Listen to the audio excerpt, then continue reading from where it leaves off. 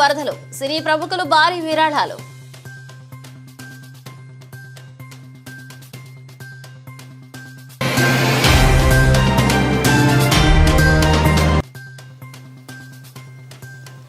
వరద బాధితులకు అండగా పవన్ కళ్యాణ్, సీఎం సహాయ నిధికి భారీ విరాళం.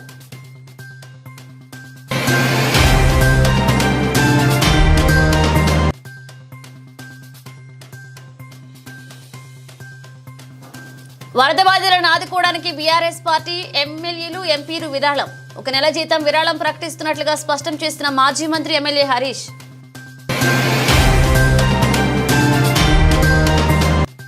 వారాహి క్రియేషన్స్ వారి కాపు వివాహ పరిచయ వేదిక పోస్టర్ను ఆవిష్కరించారు. Janasena MLA Premkumar, Yashoda hospitals vice president doctor Sai. గత కొన్ని రోజులుగా కురుస్తున్న వానలకు ఆంధ్రప్రదేశ్, తెలంగాణ ప్రజలు ఇబ్బందులు పడుతున్నారు. వరదల వల్ల విజయవాడ, ఖమ్మం మునిగిపోయి అక్కడి ప్రజల జీవితం అస్తవ్యస్తమైంది. తెలుగు రాష్ట్రాల్లో వరదల వల్ల ఇబ్బంది పడిన ప్రజలు కోసం సినీ ప్రముఖులు 2 రాష్ట్రాల సీఎం రిలీఫ్ ఫండ్ కి భారీగా విరాళాలు అందిస్తున్నారు. ఇప్పటికే అనేక మంది సినీ ప్రముఖులు విరాళాలు ప్రకటించారు. Pawan Kalyan AP CM relief fund కు ₹1 కోటి విరాళం ప్రకటించారు. జూనియర్ ఎన్టీఆర్ తెలంగాణ, ఆంధ్రప్రదేశ్ 2 రాష్ట్రాల సీఎం రిలీఫ్ ఫండ్స్ కు 50 లక్షల చొప్పున ప్రకటించారు.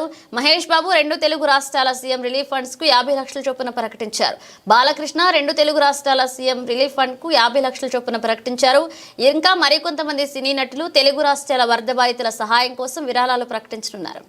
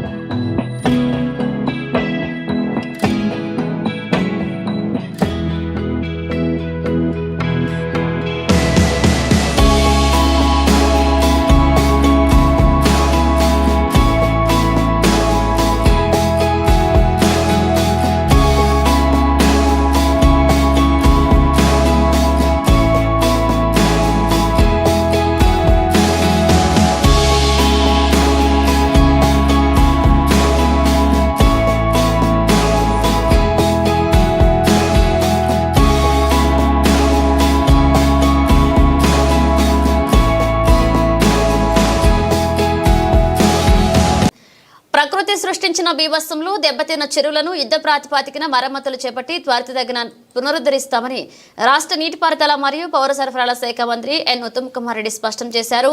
అకాల వర్షాలతో హుజూర్ నగర్ నియోజకవర్గ పరిధిలో హుజూర్ నగర్, మఠంపల్లి మండల పరిధిలో గండ్లు పడిన చెరువులను, దెబ్బతిన్న కాలువలను, ముంపునకు గురైన పంట పొలాలతో పాటు కూలిపోయిన ఇళ్లను ఆయన సందర్శించారు. హుజూర్ నగర్ పట్టణంలోని దద్దినాల చెరువుతో పాటు బూరగడ్డ గ్రామంలోని నల్ల చెరువును ఆయన సందర్శించారు.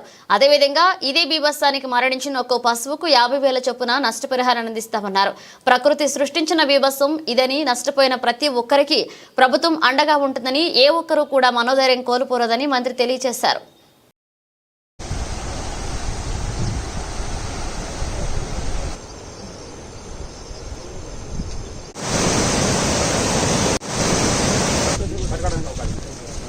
పలు ప్రాంతంలో అతి భారీ వర్షాలు మరి పడతాయనే సూచనల మేరకు మేము రాష్ట్ర వ్యాప్తంగా కొన్ని జాగ్రత్తలు తీసుకుంటుంది. అయినా దురదృష్టవశాత్తు రాష్ట్రంలోనే అతి భారీ వర్షం హుజూర్ నగర్, కోదాడ ప్రాంతంలో పడింది. 2 ప్రాణాలు కోల్పోవడం జరిగింది. అదేవిధంగా అనేక ఇళ్లలో నీళ్లు రావడం జరిగింది. మరి అన్నిటికీ తగిన రిలీఫ్ చర్యలు పాలేరు నుంచి బ్యాక్ వాటర్ పెరిగి ఈ నీళ్లు నాళ్ళు ఎక్కువై బ్యాంకులో ఓవర్ఫ్లో అయ్యి బ్యాంక్ మెత్తబడి ఇక్కడ లెఫ్ట్ కెనాల్ తెగడం జరిగింది. ఒక 300 ఎకరాల పొలాలపై కూడా నీళ్లు పోయినాయి. అదృష్టవశాత్తు ఊర్లోకి నీళ్లు పోలేదు. ఈ 300 ఎకరాలు పంట కోల్పోయిన రైతులకి తగిన విధంగా నష్టపరిహారం ప్రభుత్వంలో ముఖ్యమంత్రి గారితో మాట్లాడి ఏర్పాటు చేస్తాము. అదేవిధంగా ఈ కాలువ, ఈ బ్రీచ్ క్లోజ్ చేయడానికి వాటర్ ఇంకొద్ది దక్కిన తర్వాత ఇంకో రోజు తర్వాత పనులు మొదలుపెట్టి వారం రోజుల లోపల ఈ బ్రిడ్జ్ క్లోజ్ చేస్తాం. రాష్ట్ర వ్యాప్తంగా ఉన్న 12 విశ్వవిద్యాలయాల్లో బోధిస్తున్న కాంట్రాక్ట్ అధ్యాపకులు ఉస్మానియా యూనివర్సిటీ ఆర్ట్స్ కళాశాలలో ఇటీవలే గవర్నర్ కోటాలో ఎమ్మెల్సీగా నియమించబడిన ప్రొఫెసర్ కోదండరాంకి ఘనంగా సన్మానం చేశారు. డాక్టర్ ఈ ఉపేందర్ అధ్యక్షతన జరిగిన ఈ సన్మాన సభకు professor Haragopal Limbadri, MLC Alugubelli Narsireddy, professor Tummala Papireddy, professor Sultana తదితరులు పాల్గొని ప్రసంగించారు. ఈ సందర్భంగా ప్రొఫెసర్ హరగోపాల్ ప్రసంగిస్తూ విద్యాసంస్థల్లో ప్రధానంగా విశ్వవిద్యాలయాల్లో 2 రకాల టీచర్లు ఉండడం సరికాదన్నారు. ఈ కార్యక్రమంలో పలువురు వక్తలు ప్రసంగిస్తూ కోదండరాంకి మంత్రివర్గంలో వెంటనే చోటు కల్పించాలన్నారు.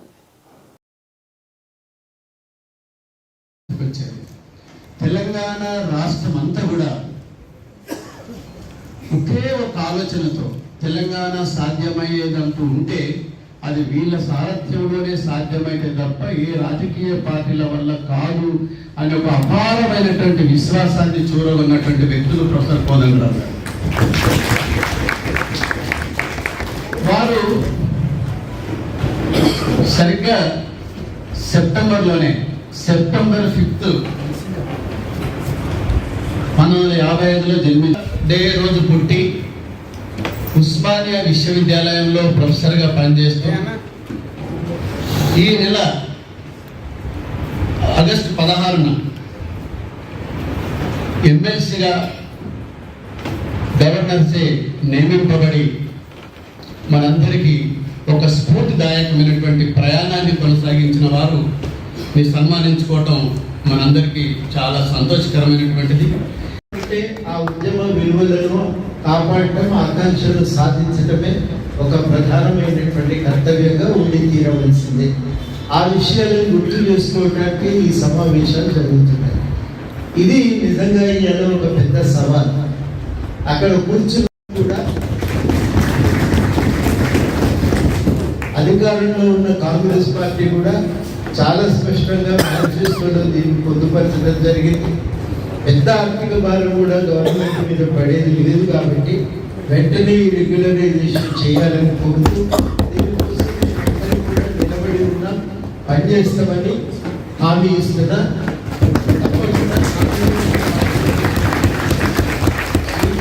దాన్ని పరిపూర్తి చేస్తానని కూడా ఈ సందర్భంగా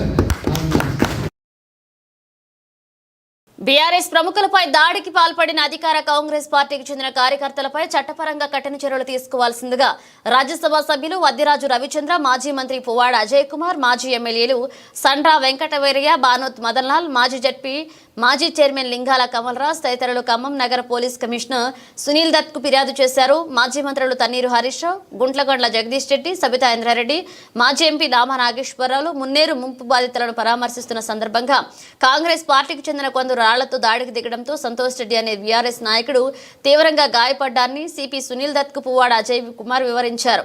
దాడికి పాల్పడిన వారిపై కేసు నమోదు చేసి కఠినంగా శిక్షించాలని కోరారు. సిపికి వినతి పత్రం అందజేశారు.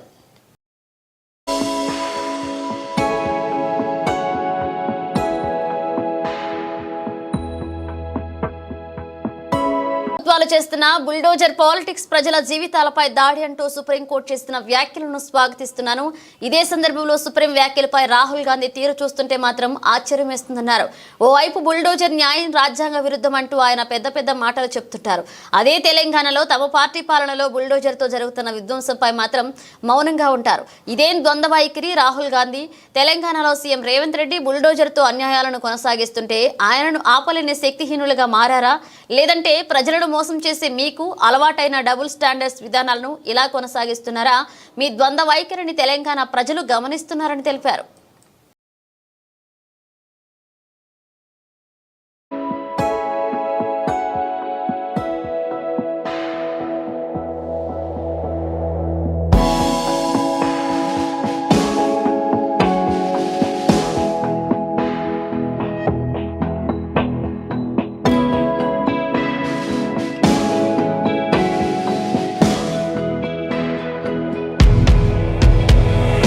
నగర సముద్ర తీర ప్రాంతంలో విక్టరీ ఎస్సీ ఎట్సీ మెమోరియల్ స్తూపంపై ఈస్టర్న్ నావల్ కమాండెంట్ యొక్క విరోచిత యుద్ధ విజయాలకు సంబంధించి అద్భుతమైన లేజర్ షోను ఈస్టర్న్ నావల్ కమాండ్ జీవీఎంసీ సంయుక్తంగా నిర్వహించిన ప్రదర్శన అందరినీ ఆకట్టుకోనుంది.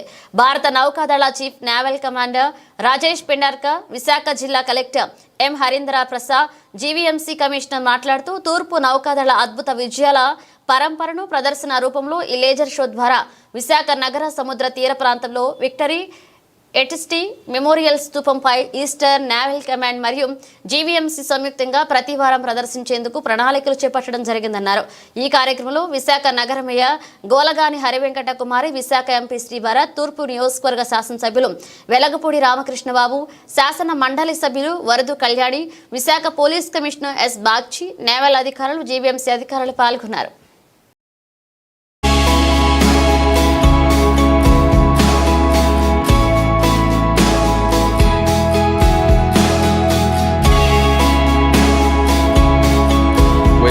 Truly symbolized the achievements of the Indian Navy in the war of 1971, in the liberation of Bangladesh, and particularly the relationship between the Indian Navy and the city of Visakhapatnam. Ever since the Indian Navy has been based here, and subsequently the creation of the Eastern Naval Command in Visakhapatnam, the Navy and the city have had a very symbiotic relationship. We are extremely happy here on behalf of the Navy to be operating out of Visakhapatnam, a city which has given us a home, a city which has given us a set of people who so much love the Indian Navy. Without the support of the city and its people, the Indian Navy wouldn't be able to do the kind of jobs that it is doing in safeguarding the nation's interests. On behalf of the Indian Navy and particularly the Eastern Naval Command, I congratulate the mayor of the city efforts. మాకు బాగా నచ్చింది. Traffic diversion ఖచ్చితంగా పెట్టాలి. ఈ programme పెట్టాలంటే ఇక్కడ viewers ఉండాలంటే. కానీ నేను డిస్ట్రిక్ట్ అడ్మినిస్ట్రేషన్తో మాట్లాడాము. పాపులారిటీ బట్టి మేము ఫ్రీక్వెన్సీ వీక్లీ వన్స్ పెట్టాలా, వారానికి ఒకసారి పెట్టాలా, 2 సార్లు పెట్టాలా, అది త్వరలో నిర్ణయం చేసుకుంటాం, అందరికీ తెలియజేస్తాం. ఇంకొకటి ఇక్కడ లైటింగ్ కూడా ఇలా పెట్టమని చెప్పాము. సో దట్ లైటింగ్ ఉంటే ఏమైనా ఉచితంగా పెట్టున్నాం కదా, కాబట్టి రీఫ్రాక్ ఎలిమెంట్స్ కూడా రావచ్చు. సో దొంగ పీక్ పాకెటింగ్ ఇవన్నీ కూడా అందరూ 20 మినిట్స్ చాలా సిన్సియర్గా చూస్తూ ఉన్నప్పుడు అంత చీకటిగా ఉంటే పిక్ పాకెటింగ్ జరుగుతుంది. సో నేను ఇక్కడ లైటింగ్ పెట్టమని చెప్పాను. అయితే రీఫ్రాక్ ఎలిమెంట్స్ బ్యాడ్ హ్యాట్స్ రాడు ఇక్కడికి, అది ఒకటి రిక్వెస్ట్ చేశాను. నెంబర్ 2 వచ్చేసి ఎప్పుడైనా వర్షం కురిస్తే ఇది వాటర్ ప్రూఫ్ టెంట్ లేకపోతే ఈ ప్రోగ్రామ్ క్యాన్సిల్ చేయాల్సి వస్తుంది. ఈ 2 మా తరఫున చెప్పడం జరిగింది.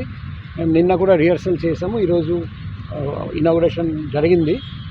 పబ్లిక్కి ఎటువంటి ఇబ్బంది లేదు, ఇది ఒక హాఫ్ అన్ అవర్ మాత్రమే, వాళ్ళు అడ్జస్ట్ చేస్తారండి. Definitely one more jewel in the crown of Visakhapatnam అని మనం చెప్పవచ్చు. మనకు గర్వకారణం. Thank you. Thank you sir.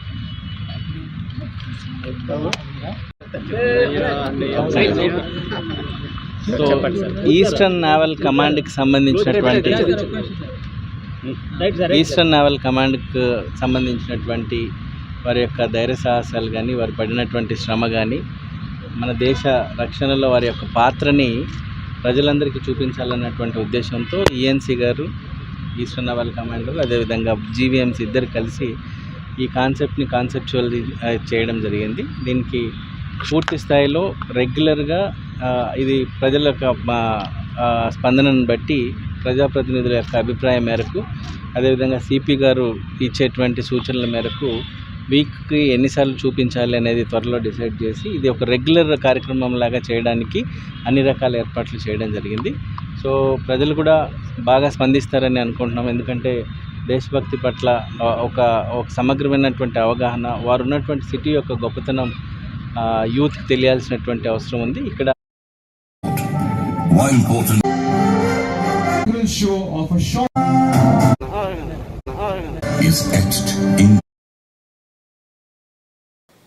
రేపు ఎల్లుండి 2 రోజుల పాటు హైదరాబాద్ ఇంటర్నేషనల్ కన్వెన్షన్ సెంటర్లో ఈ సదస్సు జరగనుంది. మేకింగ్ ఏఎల్ వర్క్ ఎవ్రీవన్, ప్రతి ఒక్కరికి కృత్రిమ మేధస్సుతో పని అని ఇతివృత్తంతో ఈ సదస్సు నిర్వహిస్తున్నారు. గ్లోబల్ ఆర్టిఫిషియల్ ఇంటెలిజెన్స్ సమిట్ నిర్వహించడం దేశంలో ఇదే మొదటిసారి. ముఖ్యమంత్రి రేవంత్ రెడ్డి, ఐటీ శాఖ మంత్రి శ్రీధర్ బాబు ఈ సదస్సును ప్రారంభిస్తారు. ప్రపంచం నలుమూలల నుంచి ఏఐ రంగంలో పేరొందిన ప్రముఖులు, సంస్థల ప్రతినిధులు 2000 మంది ఈ సదస్సులో పాల్గొంటున్నారు. రాష్ట్రాన్ని ఏఐ హబ్గా తీర్చిదిద్దేందుకు ప్రపంచ దిగ్గజ సంస్థల పెట్టుబడులను ఆహ్వానించేందుకు ఇటీవలే అమెరికా పర్యటన సందర్భంగా ముఖ్యమంత్రి రేవంత్ రెడ్డి అత్యంత ప్రాధాన్యం ఇచ్చారు. దాదాపు 25 కార్యక్రమాలను ఇందులో పొందుపరిచారు. ఏఐ గ్లోబల్ సదస్సులో ముఖ్యమంత్రి ఈ రోడ్ మ్యాప్ ను విడుదల చేశారు.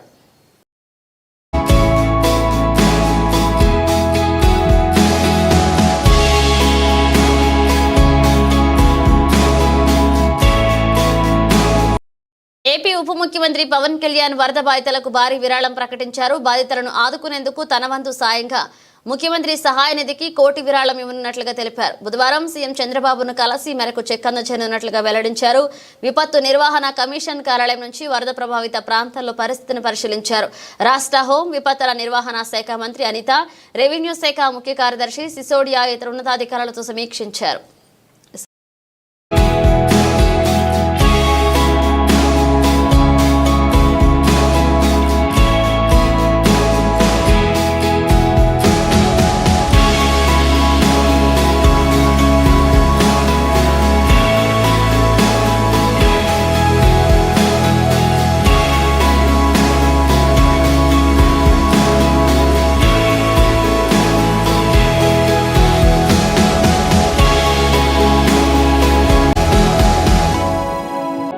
విజయనగరం జిల్లా మెంటాడ మండలం కైలాం చల్లపేట గ్రామాల మధ్య 16 మంది స్కూల్ పిల్లలను గజపతి నగరం తీసుకువస్తున్న టాటా మ్యాజిక్ వ్యాన్ ఎదురుగా వస్తున్న నాటుబండ్లను తప్పించే క్రమంలో బోల్తా పడింది. ఈ ప్రమాదం ఒక విద్యార్థికి స్వల్ప గాయాలయ్యాయి.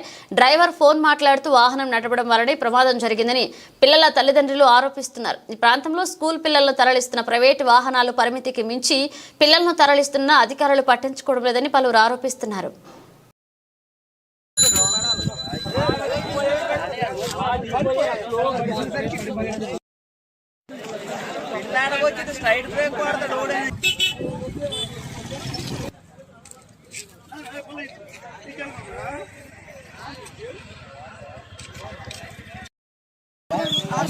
ఫాస్ట్ వెళ్ళాలని స్లోగా వెళ్ళాడు. ఎదురు బండి ఉన్నదంటే సైడ్గా వాళ్ళది వెళ్ళిపోద్దాం.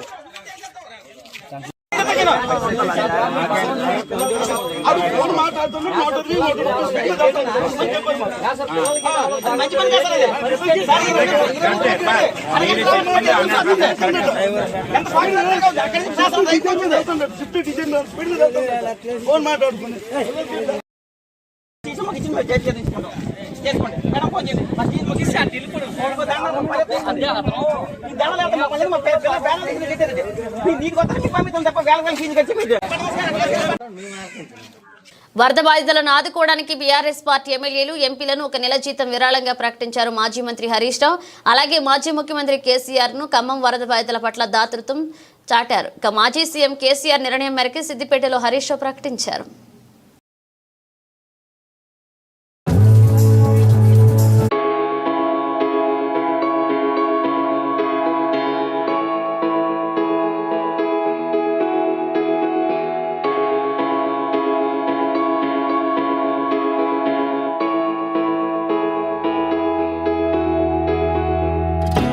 తిరుపతి నగరం నియోజకవర్గ కేంద్రంలో ఎస్ఐ క్రియేషన్స్ వారి కాపు వివాహ పరిచయ వేదిక పోస్టర్ను ఆవిష్కరించారు. జనసేన పార్టీ కుకట్పల్లి అసెంబ్లీ నియోజకవర్గ కంటెస్టెడ్ ఎమ్మెల్యే ప్రేమ్ కుమార్ మరియు తెలంగాణ కాపు సేవా సమితి అధ్యక్షులు Yashoda hospitals vice president doctor Sariki Venkatrao.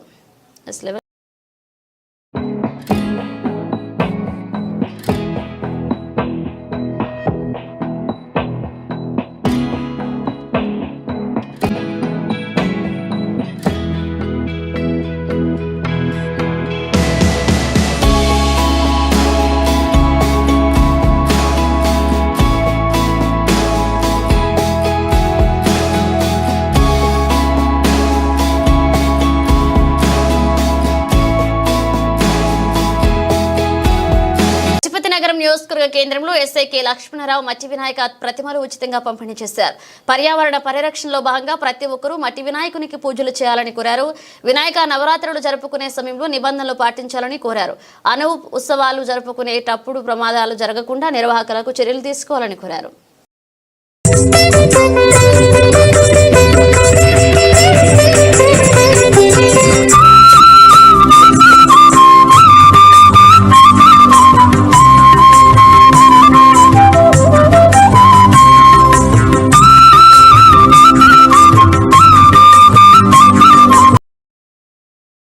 Ramagundam police commissionerate పరిధిలో మహిళలు, బాలికల విద్యార్థులు భద్రతే షీ టీం లక్ష్యంగా పనిచేస్తున్నట్లుగా Ramagundam police commissioner M Srinivas IPS తెలిపారు. రామగుండం పోలీస్ కమిషనరేట్ లో 2 షీ టీం బృందాలను పనిచేస్తున్నాయని, షీ టీం ఆధ్వర్యంలో వివిధ ప్రదేశాలలో స్కూల్స్, కాలేజీలలో ragging, eve teasing, POCSO, good touch, bad touch, T safe ఆత్మహత్యలు, డ్రగ్స్, అలాగే బాల్య వివాహాలు, వరకట్నం చట్టాలపై, నూతన మహిళా చట్టాలపై అవగాహన కల్పిస్తున్నట్లుగా తెలిపారు. టీం సభ్యులు ప్రత్యక్షంగా ఫిర్యాదులు తీసుకుంటారని, ఆన్లైన్ క్యూఆర్ కోడ్ వాట్సాప్ ద్వారా కూడా స్వీకరిస్తామన్నారు. మహిళలు అత్యవసర పరిస్థితుల్లో Ramagundam police commissionerate she team number 6303923700కి కాల్ చేసి వాట్సాప్ ద్వారా సందేశం పంపించి లేదా డయల్ 100కు కాల్ చేసి తక్షణ పోలీస్ సహాయం పొందాలన్నారు. అది ఇట్లాంటి పిల్లలు ఏమైపోతున్నారు, వీళ్ళందరూ మా వాళ్ళు, మా పిల్లలు, మా తమ్ముళ్ళు డ్రగ్స్ గురి అయిపోయి చూడు ఎంత యూత్లో మీరు చేయగలిగింది చాలా ఉంది దేశానికి. మీరందరూ ఎట్లా నిర్వీర్యం అయిపోతున్నారు. మీరందరి మీద కేసు పెట్టాలంటే మాకు చేతులు రావు నిజానికి, కానీ మీరు చేస్తున్నారు. సపోజ్ ఏదైనా క్రైమ్ చేశారనుకో తప్పదు, పోలీసుగా ఉన్నప్పుడు పోలీసు బాధ్యతలు నిర్వహిస్తున్నప్పుడు తప్పదు, నాకు మా వాళ్ళకి తప్పదు. సో మిమ్మల్ని మళ్ళీ జైలుకి పంపించాలంటే మాకు చాలా బాధేస్తుంది యాక్చువల్గా. అరే పిల్లాడు మంచిగా అయిపోండే కదా, ఈ పిల్లాడు మంచి చదువుకుంటే మంచిగా రేపొద్దున పోలీస్ అయ్యే ఛాన్స్ ఉంది, కలెక్టర్ అయ్యే ఛాన్స్ ఉంది, రేపొద్దున ఇప్పుడు ఇందాక మాట్లాడిన ఈ అనాథల పిల్లలతో వాళ్ళు ఒక్కొక్కరు ఏంతో ఉన్నారు. మన దగ్గర యూత్, ప్రపంచంలోనే యూత్ ఉన్న దేశం మన దేశం. ఒక యూత్ ఉన్న దేశం మన దేశం అంటే ఒక్కొక్క మనిషి ఒక్కొక్క దేశ అభివృద్ధికి పాటుపడే ఒక లక్షణం ఉంటే ఎంతమంది దేశం ఎంత అభివృద్ధి చెందుతుంది, ఎంతమంది సైంటిస్టులు అవుతారు, ఎంతమంది బిజినెస్ మెన్లా కావచ్చు, ఎంతమంది ఏదైనా కావచ్చు. బట్ ఇది ఏంటంటే ఒక్కసారి అలవాటు పడ్డామంటే మనం కాదు, మన ఇంట్లో వాళ్ళని సతాయిస్తాము, ఇంట్లో వాళ్ళ పక్కన వాళ్ళని సతాయిస్తాము, మీకు చెడ్డ పేరు. ఇప్పుడు ఇందాక డీసీపీగా చెప్పారు మీకు ఈ కేసులు ఉన్నాయి, ఇట్లా గంజా అలవాటు ఉంది అని అంటే మిమ్మల్ని చూస్తారా ఎవరన్నా? ఇప్పుడు అందరు మిమ్మల్ని ఎందుకు వచ్చినాం ఇక్కడికి? ఇప్పుడు కోపం వస్తున్నారు. ఇందాక బాధ వచ్చింది, ఇప్పుడు కోపం వస్తున్నారు. ఎందుకు వచ్చింది ఇక్కడికి? మిమ్మల్ని ఎందుకు పిలుచుకొచ్చారు? అవసరమా మీకు అది? ఇప్పుడు రౌడీ షీటర్లు అంటే వాళ్ళని దౌర్జన్యంగా బిహేవ్ చేసిన వాళ్ళని రౌడీ షీట్లు ఓపెన్ చేస్తాము, తర్వాత కేసులు పెడతాం. మీరందరూ రౌడీ షీటర్లా? ఏమన్నా ఎవరినైనా హింసించారా? ఎవరైనా కొట్టిందా? ఎవరైనా జాగకు లాక్కున్నారా? ఇంకేదైనా దౌర్జన్యం చేసినారా? చేయలేదు. మీకు మీరు నాశనం అయ్యి మీరు ఇంకోనికి మళ్ళీ దానికి అలవాటు పడి మళ్ళీ గాంజాని అమ్ముకుంటూ తర్వాత వేరే వాళ్ళకి అలవాటు చేసి నీవు నాశనం అయినావు. ఇంకా ఈ బిజినెస్ లో ఎంటర్ అయ్యి ఇంకో 10 మందిని వాళ్ళు 10 మంది, ఇంకో 10 మంది ఇట్లా మొత్తం సొసైటీలో ఇక్కడ ఉన్న మంచిర్యాల, ఫర్ ఎగ్జాంపుల్ చిన్న మంచిర్యాల తీసుకోండి, మంచిర్యాల మొత్తం యూత్ అంతా పాడైపోతారు. మీరు దేని పనికి వస్తారు మీరంతా? ఇప్పుడు ఇట్లాంటి సొసైటీలలో పిలిపించి మిమ్మల్ని చేర్పించి తర్వాత నుంచి అతి భారీ వర్షాలు, వాతావరణంలో మార్పుల వలన తమ్మిలేరు, రామిలేరు, ఇతర వాగుల ద్వారా, కాలువల ద్వారా కొల్లేరు సరస్సులోకి వచ్చి చేరడం వలన ఏలూరు జిల్లా SP KP S Kishore IPS, Eluru జిల్లా collector Vetri Selvi IPS, Denduluru MLA Chintamaneni Prabhakar Rao మరియు ఇతర అధికారులతో కొల్లేరు గ్రామమైన కోమటిలంక గ్రామం, మణుగులూరు, పెద్దడ్లగాడి మరియు తిరుగుతున్న లంకలు గ్రామాలను ముంచెత్తుతున్న వరద నీరు వలన ఏదైనా ప్రమాదం ఉండే అవకాశాలు ఉన్నా దానిపై ప్రజలకు అవగాహన కల్పించారు జిల్లాధికారులు. ఎక్కువ వర్షాలు పడడం రాష్ట్రంలో, మన కొల్లేరుకు కూడా తమ్మిలేరు నుంచి మన బుడమేరు నుంచి చాలా ఎక్కువ వర్షపాతం నీరు రిసీవ్ అవుతుంది. లంక గ్రామాలు ఇంకా కొంచెం ఈ వరద తాకిడికి గురయ్యే అవకాశం ఉంది. పరిశీలించడం ఇక్కడ నీరు కూడా కొంచెం వేగంగా ప్రవహిస్తుంది కాబట్టి జనాలు కూడా అనవసరంగా క్రాస్ చేయకుండా పోలీస్ పికెట్లు కూడా ఏర్పాటు చేయడం జరుగుతుంది. ఏదైనా అత్యవసర పరిస్థితులు వస్తే మన దగ్గర SDRF బృందాలు కూడా ఉన్నాయి. ప్రజలకి మన సైడ్ నుంచి ఒక అడ్వైస్ ఏమంటే ఏదైనా చిన్న చిన్న అవసరాలకి అనవసరంగా ఏదైతే వాగు ఇట్లా మనం వరద ప్రవాహం ఉందో దాన్ని క్రాస్ చేయడానికి ట్రై చేయొద్దు. ఏదైనా మీకు ఇట్లాంటి ఇష్యూ ఉంటే దయచేసి కంట్రోల్ డైల్ కి ఫోన్ చేయొచ్చు, ఫ్లడ్ కంట్రోల్ రూమ్ కి ఫోన్ చేయొచ్చు. మీకు ఈ బోట్ ద్వారా పెద్ద బోట్ ద్వారా సహాయం మీ దగ్గరకే వస్తుంది. కానీ మీరు రిస్క్ తీసుకొని ప్రాణాలకి రిస్క్ పెట్టి పోవద్దు. మనకి ఎప్పుడు ఒకటే అనుకుంటాం కానీ అది రకరకాలుగా చేంజ్ అవుతుంటుంది. ప్రతిరోజు ఒకేలాగా ఉండదు. అంతకుముందు చేసాం కాబట్టి సేమ్ మళ్ళీ అలాగే కంటిన్యూ అవుతున్నాం కాబట్టి అన్ని జాగ్రత్తలు తీసుకొని ఈ వరద ప్రవాహంలో అనవసరంగా బయటికి రాకుండా ఉండాలని ప్రార్థిస్తున్నాం. అత్యంత ఎక్కువ వర్షాలు పడడం రాష్ట్రంలో మన కొల్లేరుకు కూడా ఈ తమిళేరు నుంచి మన బుడమేరు నుంచి చాలా ఎక్కువ వర్షపాతం నీరు రిసీవ్ అవుతుంది. ఖమ్మంలో ఉద్రిక్త వాతావరణం చోటు చేసుకుంది. హరీష్ రావు వాహనాన్ని కాంగ్రెస్ కార్యకర్తలు అడ్డుకున్నారు. దీంతో కాంగ్రెస్ బీఆర్ఎస్ కార్యకర్తల మధ్య ఘర్షణ జరిగింది. మాజీ మంత్రులు సబితా ఇంద్రారెడ్డి, పువ్వాడ అజయ్ కుమార్ వాహనాలపై కాంగ్రెస్ కార్యకర్తలు రాళ్లదాడి చేశారు. ఈ ఘటనలో ఇద్దరికి తీవ్ర గాయాలయ్యాయి. వారిని ఆసుపత్రికి తరలించారు. వరద బాధితులను ఆదుకోవడం కాంగ్రెస్ ప్రభుత్వం విఫలమైందని హరీష్ రావు ధ్వజమెత్తారు. కేంద్రం నుంచి NDRF బృందాలు ఎందుకు రాలేదని ప్రశ్నించారు. ప్రజల ప్రాణాలను కాపాడంలో కేంద్ర రాష్ట్ర ప్రభుత్వాలు విఫలమయ్యాయన్నారు. బడ్జెట్లో 0, వరద సాయంలోనూ 0 అంటూ హరీష్ రావు మండిపడ్డారు. పొద్దున్నే ఫోన్ చేసి నాకు కూడా చాలా బాధ అవుతుంది, మనం కూడా వృత్తాభక్తిగా సాయం చేద్దామని బీఆర్ఎస్ పార్టీ ఎమ్మెల్యేలు, ఎమ్మెల్సీలు, ఎంపీలు మేమందరం కూడా మా నెల జీతాన్ని కూడా ఖమ్మంకు పంపించి ఆ బాధితులకు ఆదుకోవాలని చెప్పి కేసీఆర్ గారు నిర్ణయించారు.